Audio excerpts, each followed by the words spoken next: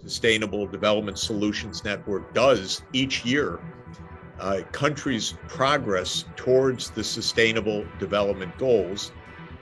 Bangladesh came first in the world in most progress between 2015 and 2020. She won the election at the end of 2018, is Prime Minister until today. And in between, leader of the opposition in 3 parliaments. So you have been in the leadership of your country during this time of tremendous progress. So we want to give you personal congratulations as well. And I would like to turn the microphone over to you, Prime Minister, and I hope that you can share some lessons of Bangladesh's progress because this is of interest for all of the world. Thank you again for being with us. Thank you very much. Thank you, Professor Jeffrey Sachs, giving me this opportunity. It's an honor for me and my people of Bangladesh. I also thank the Earth Institute, Columbia University, Global Masters of Development Practice, and the UN Sustainable Development Solutions Network for inviting me to the 9th Annual International Conference on Sustainable Development. It is always a pleasure to be among students, academics, and enlightened people. Distinguished participants, ladies and gentlemen, the COVID-19 pandemic has upset the world. It has taken countless lives to upset livelihoods. Millions of people worldwide have been reduced to poverty and hunger. Education is facing huge disruption, especially of children. The climate vulnerable countries like Bangladesh are adversely affected by the pandemic as well as natural disasters. Our development gains and SDGs progress have been badly hit. In fact, of this turmoil, I thank you for the opportunity to share our experiences and my perspectives on how to build forward better and to get back on track to achieve the 2030 Agenda and the Paris Climate Agreement. As a policy maker, my association with the global development discourse is more than 2 decades. I led Bangladesh in the Millennium Development Summit in 2000, in the adaptation of the landmark 2030 Agenda and the Paris Climate Agreement in 2015. Our achievements as MDGs were highly significant.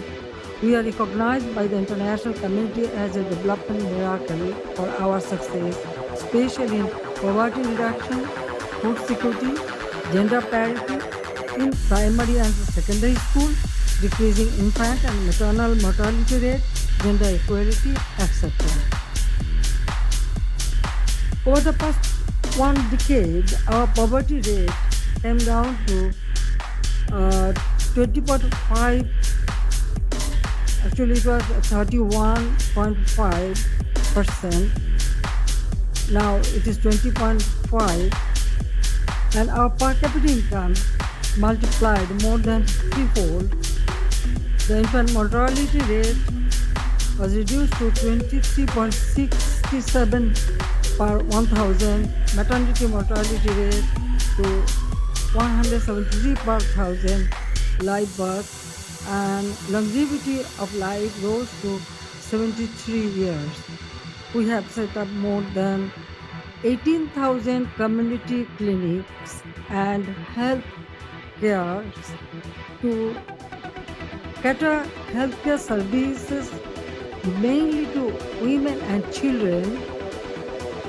According to WEF, in political empowerment of women, Bangladesh is ranked 7th ahead of its regional neighbors since 2014. Great emphasis has been laid on female education. The girls' education up to 12th grade has been made free. Primary school students are supported by stipend. Stipend money reaches to mothers or legitimate guardians directly through their mobile phone. About 23 million students have been brought under stipend and scholarship. We have established 20 new public, technological, and general universities in the country, raising the total number of public universities to 52. Besides, as many as 105 private universities are offering higher education in the country. Female-male school enrollment ratio rose to 53:47 in 2017 from 35 to 65 in 2009. Now, perhaps you have noticed that now girls are more than boys. Now we are trying to bring more boys to the school and looking forward why the boys are reducing. Enrollment in pre-primary and primary level rose to 99%. The increasing female education has significantly lowered in the rate of child marriage. Free books being distributed among students up to secondary level from pre-primary to secondary level since 2010.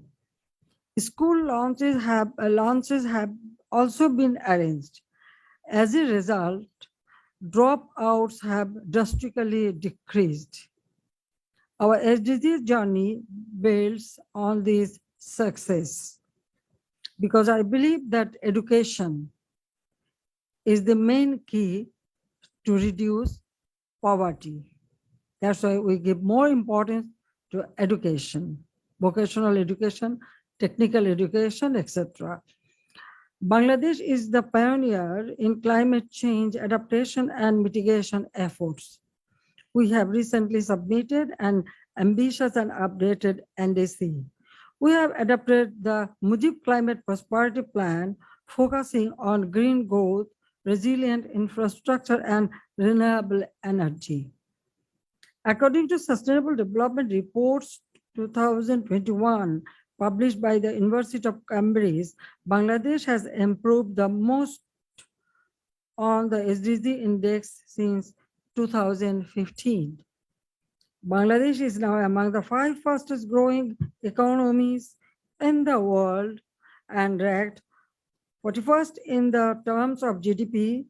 The UN recommended Bangladesh to graduate from LDC category this year. Our graduation comes at a time when we are celebrating the 50th anniversary of our independence and the birth centenary of our father of the nation, Bangabandhu Sheikh Mujibur Rahman. Under his leadership, we achieved our independence. I believe that there is no better way to pay tribute to our father of the nation and millions of our freedom fighters. We are on track to fulfill the dream of our father of the nation to build a Sonar Bangla or Golden Bengal, hunger-free society, hunger-free country, hunger and poverty-free country. It was his dream. Since 2015, we have been working hard to integrate Agenda 2030 into our national plans and policies, putting whole of government approach. A high-level national committee was formed for the implementation and monitoring of the SDGs. We have already submitted to the NRS in 2017 and 2020. We have done sector-specific assessments and integrated SDGs in our 8th five-year plan. Our second perspective plan has also been aligned with the SDGs, because I believe that without proper plan, we cannot make any achievement. We have adapted short-term program, mid-term program, and long-term program. It envisions transforming Bangladesh into an upper middle income country by 2031 and a high income country by 2041. The Delta Plan 2100 captured the SDGs vision and beyond.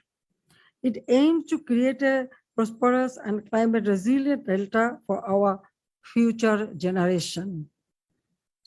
Future generations must get a better life. That is our aim. We have taken up a coordinated effort involving the government, the private sector, the civil society, and other stakeholders to ensure whole of society engagement. To reach people who are furthest behind, we have put additional focus on localizing SDGs. We have launched SDGs tracker. This serves as a data storehouse to monitor real-time progress of our SDGs.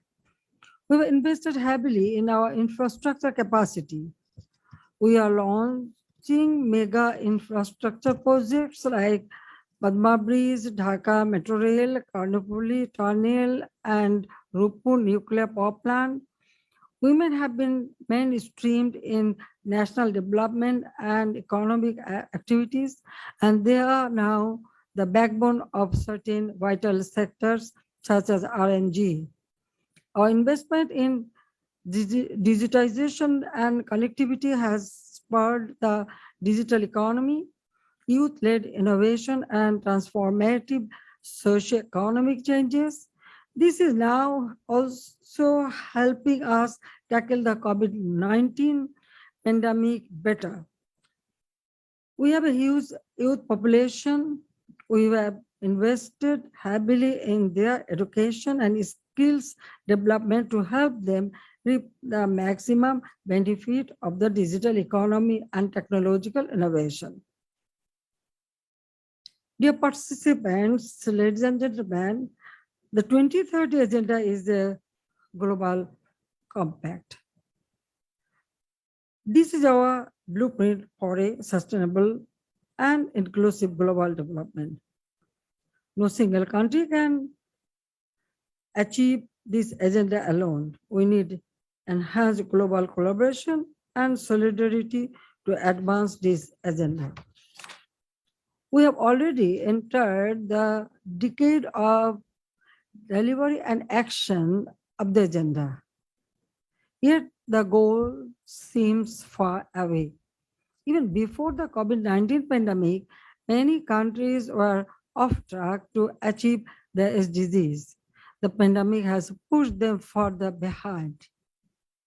We need to chart out a bold and ambitious global roadmap to put us back on the SDGs track so that no one is left behind. Let me share a few specific points in this regard.